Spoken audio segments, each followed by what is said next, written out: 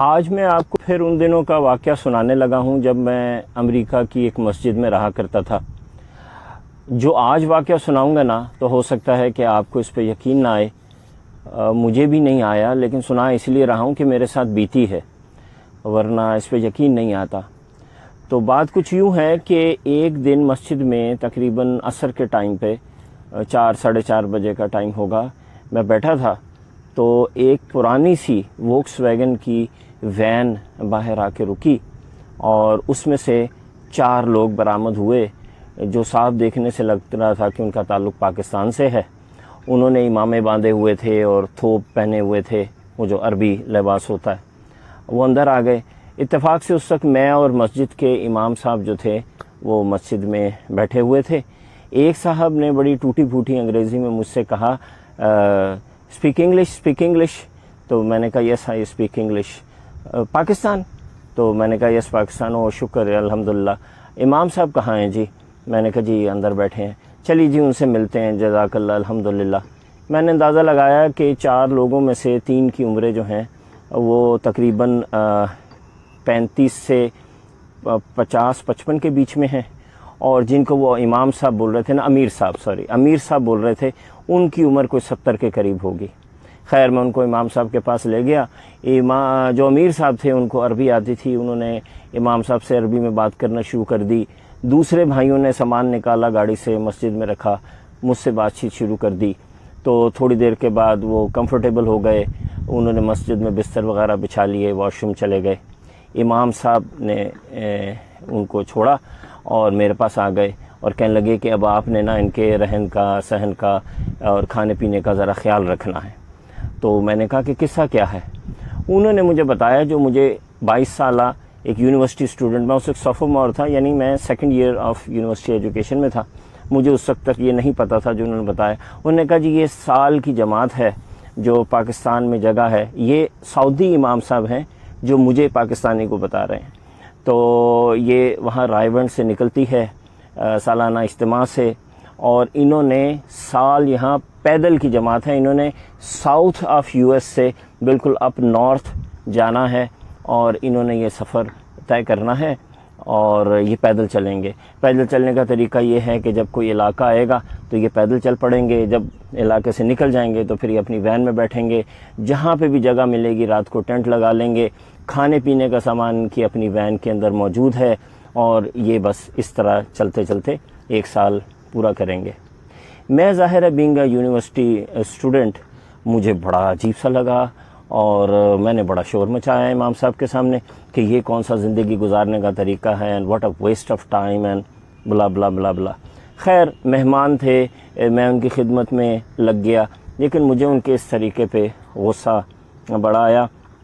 رات ہوئی تو ان میں سے ایک صاحب نے مجھے کہا کہ حضرت کہیں ٹیلی فون بوتھ پہ لے چلیے، ہم نے پاکستان واپس اپنے مرکز پہ بتانا ہے کہ ہم کہاں پہنچے ہیں۔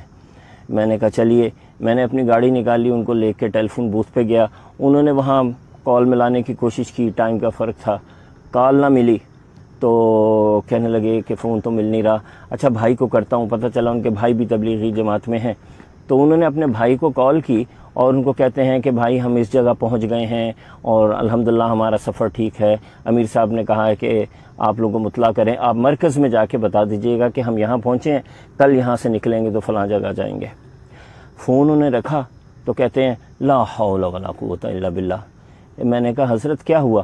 تو کہتے ہیں چلیں گاڑی میں بیٹھے، میں بتاتا ہوں۔ گاڑی میں بیٹھ کے مجھے کہتے ہیں میری تو وائف کی ڈیلیوری تھی حضرت 2-3 دن پہلے، تو وہ تو میں پوچھنا ہی بھول گیا کہ وہاں کیا سلسلہ رہا۔ یہ انہوں نے کہا نا تو میں تو پہلے ہی غصہ آیا ہوا تھا، میں تو غصے سے میرا برا حال ہو گیا۔ واپس میں مسجد میں پہنچا، میں نے امام صاحب کو سائڈ پہ کیا اور میں نے کہا کہ ان سے انگلش میں کہ میں ان کا احترام کر سکتا ہوں؟ یہ تو ایسا آدمی ہے کہ جس کو اپنی بیوی کی فکر نہیں ہے، اپنا تو بتا دیا کہ میں کہاں پہنچا ہوں، اور ان کو یہ تک نہیں پوچھا کہ میری بیوی خیریت سے ہے، ہمارے ہاں کیا بچہ ہوا اور بولا سب کچھ۔ میرے امام صاحب بڑے خاموشی سے انہوں نے میری بات سنی، انہوں نے کہا بعض چیزیں وقت کے ساتھ سمجھ آتی ہیں برادر، آپ کو یہ چیز ابھی نہیں سمجھ آئے گی، آگے چل کے سمجھ میں آئے گی۔ خیر اینی ویز دوسرے دن جناب وہ وہاں سے چلے، پہلے مسجد سے نکلے، پیدل چلتے چلتے انہوں نے پورا چھوٹا سا وہ ایک گاؤں سا قصبہ تھا، اس کو کراس کیا. اس کے بعد وہ وین پہ بیٹھے اور کہنے لگے کہ ہم رات جو ہے نا تقریباً فلاں جگہ جا کے، یعنی وہ جگہ وہاں سے بنتی تھی تقریباً 10 کلومیٹر دور. انہوں نے کہا 10 کلومیٹر وہاں جا کے ہم پڑاؤ ڈالیں گے. ٹھیک ہے جی. 9:30 بجے کے قریب، نہیں 8:30 بجے کے قریب امام صاحب مجھے کہتے ہیں چلیں وہاں چلتے ہیں اور دیکھتے ہیں کہ جو جماعت ہے وہ پراپرلی انہوں نے ٹینٹ وغیرہ لگا لی ہے کہ نہیں. میں نے کہا ٹھیک ہے. تو میں ان کے ساتھ گاڑی میں بیٹھ گیا. ہم چلنا شروع ہوئے. راستے میں ہم دیکھتے جاتے تھے اندھیرے میں، کہیں روشنی نظر آئے، ٹینٹ نظر آئے. آخر جا کے ہمیں تھوڑا آگے جب ہم نے شہر سے نکل گئے تو اندھیرے میں بالکل ایک جگہ ٹینٹ لگا نظر آ گیا، وہ بتی سی جل رہی تھی. ہم وہاں پہنچے تو وہاں جب میں نے ٹینٹ لگا دیکھا اس جگہ پہ تو میرے تو جسم میں نا ایک کپ کپی دوڑ گئی. میں حیران پریشان. میں نے امام صاحب کو کہا کہ یہ تو فلاں چرچ کی جگہ ہے، یہ ان کا پارکنگ لاٹ ہے، یہ جو پیچھے ہے یہ خالی جگہ نہیں ہے، یہ تو چرچ کی جگہ ہے. اچھا وہاں سلسلہ یوں ہے امریکہ میں، ٹیکسس میں، مجھے نہیں پتا اب کیا ہے سلسلہ. اس وقت تو یہ تھا کہ اگر آپ کسی نے آپ کی زمین سے گزرے بغیر اجازت کے یا وہاں ٹھہر گئے تو آپ ان کو گولی مار سکتے ہیں اور آپ کو کسی قسم کا کوئی لا جو ہے نا آپ کے خلاف کام نہیں کرے گا. تو میں نے امام صاحب کو کہا کہ امام صاحب جلدی سے اندر چلیں، ان کو یہاں سے اٹھائیں، یہ تو بڑا مسئلہ ہو جائے گا، یہ تو گولی چل جائے گی، وہ تو ان کو مار دیں گے، ان کو سمجھ ہی نہیں ہے، ان کو تو پتہ ہی نہیں ہے، ان کو تو اندازہ ہی نہیں ہے کہ یہاں کیسے چلتا ہے. دیکھیں یہ کوئی کرنے کی بات ہے. یہ ہم بولتے بولتے ٹینٹ میں داخل ہو گئے. ٹینٹ میں امیر صاحب جو تھے وہ بالکل سکون سے بیٹھے ذکر کر رہے تھے اور باقی کے لوگ جو تھے نا وہ کچھ کھانے کی تیاری کر رہے تھے. انہوں نے کہا برادر آپ بالکل صحیح ٹائم پہ آ گئے ہیں، آئیں ساتھ بیٹھ کے کھانا کھاتے ہیں. میں نے شور ڈال دیا. میں نے کہا آپ یہاں سے فوراً خالی کریں، یہاں تو گولی چل جائے گی، آپ بھی مریں گے، ہمیں بھی مروائیں گے. یہ تو ٹیکسس ہے، یہاں تو گنز رکھتے ہیں لوگ، اور آپ چرچ کی جگہ پہ ایسے ٹینٹ لگا کے بیٹھ گئے. امام صاحب کے چہرے پہ ایک عجیب سا سکون، کوئی پریشانی نہیں، کوئی مسئلہ نہیں. کہتے ہیں وہ بھی تو ہمارے اہل کتاب ہے نا، ہمارے بھائی ہیں، مسلک میں مذہب میں ہمارے بھائی ہیں، آنے دیں ان کو، ہم ان کو سمجھا لیں گے. میں نے کہا امیر صاحب کون سمجھائے گا، آپ کو تو انگریزی بھی نہیں آتی. کہنے لگے برادر آپ ہیں نا، آپ سمجھائیں گے. انگلش میں میں نے بولا تو وہ بھی کچھ ٹوٹی پھوٹی انگلش، اردو عربی میں انہوں نے امام صاحب کو بھی بولا. خیر میں بڑا جھنجھلایا. 1 منٹ گزرا، 2 منٹ گزرا، دل میرا دھک دھک کرے کسی بھی وقت کچھ ہو جائے گا. وہی ہوا. اچانک ہمیں نا باہر گاڑیوں کی لائٹس، یہ جیسے پیچھے آپ علاقہ دیکھ رہے ہیں تو اس میں سے لائٹس نا ٹینٹ کے اندر آتے ہیں نظر آئیں. کسی نے مائک، وہ جو لاؤڈ سپیکر ہوتا ہے، پکڑا اور انگریزی میں ٹپیکل ٹیکسس کے ایکسنٹ میں بولا کہ یہ آپ لوگ فوراً یہاں سے نکلو، کون ہو ورنہ ہم گولی چلا دیں گے اور یہ سب کچھ. تو امام صاحب کہتے ہیں کیا بول رہے ہیں، اور وہ ٹپیکل ٹیکسن ایکسنٹ تھا، وہ انگریزی کسی کی سمجھ میں نہیں آئی. میں نے کہا کہ وہ کہہ رہے ہیں جلدی سے یہاں سے نکلو، سامان اٹھاؤ ورنہ ہم گولی چلا دیں گے. امام امیر صاحب کے چہرے پہ ایک عجیب سی پرسکون مسکراہٹ آئی اور انہوں نے وہ بڑی مشہور جو سورہ یاسین کی آیت ہے وہ پڑھی کہ وَجَعَلْنَا مِن بَيْنِ أَيْدِيهِمْ سَدًّا وَمِن خَلْفِهِمْ سَدًّا فَأَغْشَيْنَاهُمْ فَهُمْ لَا يَبْصِرُونَ، کہ یہ ان کے آگے بھی دیوار اور پیچھے بھی دیوار اور ان کو نظر نہیں آتا. خیر مجھے اس وقت اس کی بہت زیادہ سمجھ بھی نہیں تھی. وہ تو اس دن کے بعد مجھے اس آیت کا پتہ چلا کہ یہ ہے کیا اور اس میں کتنی پاور ہے. تو ہمارے امام صاحب بھی ایسے سر جھکا کے، حافظ القرآن تھے، عالم تھے، انہوں نے بھی ایسے سر جھکا لیا اور ساتھ ہی ایک آخری وارننگ انہوں نے دی. 1 منٹ کی خاموشی ہوئی اور تابڑ توڑ گولیاں چلنا شروع ہو گئیں. اتنی تیزی سے اتنی گولیاں انہوں نے چلائیں کہ بس ایسے لگ رہا تھا کہ وار زون ہے. اور گاڑیاں بھی اتنی ہی دور کھڑی تھیں جتنا میں ہوں اور یہ پیچھے تھوڑا سا یہ جو کھلا علاقہ ہے. گولیاں چلتی تھیں اور ایک گولی ٹینٹ کو نہیں لگ رہی تھی. سمجھ نہیں آ رہی تھی کہ گولیاں کہاں سے جا رہی ہیں. آواز بھی آتی تھی کہ گولیاں آس پاس سے گزر رہی ہیں.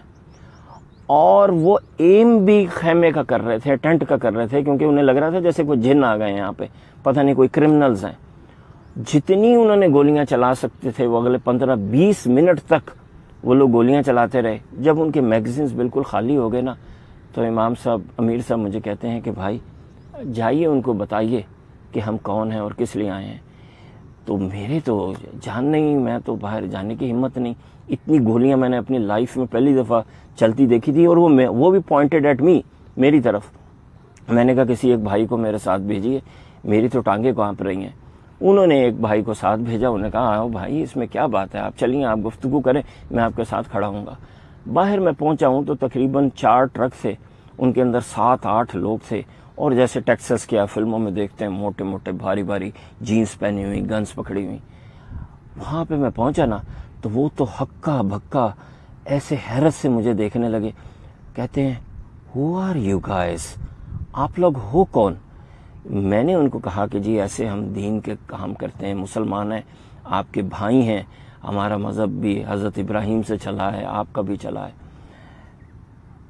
وہ تو بالکل ان کے پاس لفظ نہیں تھے۔ انہوں نے کہا آپ زندہ ہو؟ میں نے کہا ہاں زندہ ہیں، کیوں؟ نے کہا ہم نے تو اپنی پوری گولیاں آپ کے ٹینٹ پہ خالی کر دیں، ایک گولی بھی نہیں آئی اندر۔ میں نے کہا نہیں، میں تو سمجھ رہا تھا شاید آپ ادھر ادھر چلا رہے ہو۔ تو وہ چونکہ میرا ایکسنٹ جو تھا وہ ٹیکسس والا تھا، اور میں ان سے بڑا ڈاکانہ ملا لیا کہ I live at that place and I do this kind of work.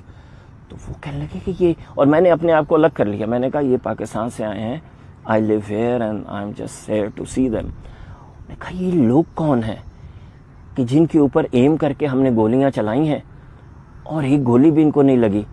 میں نے کہا پھر تو اب یہی ہے کہ آپ اندر آ جاؤ اور وہ کھانا کھانے لگے ہیں، ساتھ بیٹھ جاؤ۔ تو خواتین و حضرات اس دن وہ 10-12 لوگ، میرا خیال ہے 8-9 لوگ میرے ساتھ ٹینٹ میں آئے، وہ وہاں بیٹھے، انہوں نے کھانا کھایا، انہوں نے اسلام کے بارے میں سنا، وہ مطمئن ہوئے، لیکن اس حیرت کے ساتھ واپس گئے کہ ایک گولی بھی اس دن ٹینٹ میں بیٹھے ہوئے لوگوں کو نہیں لگی۔ اب یہ ظاہر ہے یقین نہ آنے والی بات ہے، مجھے بھی آج تک یقین نہیں آیا کہ گولیاں کیوں نہیں لگیں، جبکہ انہوں نے ہنڈریڈز میں چلائی ہوں گی۔ 20 منٹ تک آپ ذرا سوچئے کہ 6-7 بندوقیں چلیں گی آٹومیٹک رائفلز، تو کتنی گولیاں چل گئی ہوں گی۔ اس میں اب ایک بات ہے جو ہمیں نا اپنے کلچر میں اس وقت بہت زیادہ سمجھنے کی ضرورت ہے۔ دیکھیے ضروری نہیں ہے کہ ہر بات ہمیں سمجھ میں آئے اور تبھی ہم اس کو مانیں، اور یہ بھی ضروری نہیں ہے کہ جو بھی ٹھیک بات ہے نا وہ صرف ہمارے ساتھ ہی ہو رہی ہو، جو بھی ہمارا مخالف نظریہ ہے نا وہ ہمیشہ غلط ہی ہو۔ ضروری نہیں ہے، بس آپ یہ سمجھ لیجئے کہ یہ اللہ کی دنیا ہے، اللہ نے جس سے جو کام لینا ہے وہ لے رہا ہے، اور اللہ تعالیٰ کے پاس طاقت ہے، وہ جس وقت جس کو بچا لے۔ اس لیے سکون میں رہیں، خوش رہیں، دوسرے کو عزت دیں، دوسرے کے اوپینین کی رسپیکٹ کریں، اور مطمئن ہو کے اپنی زندگی گزاریں۔ شکریہ۔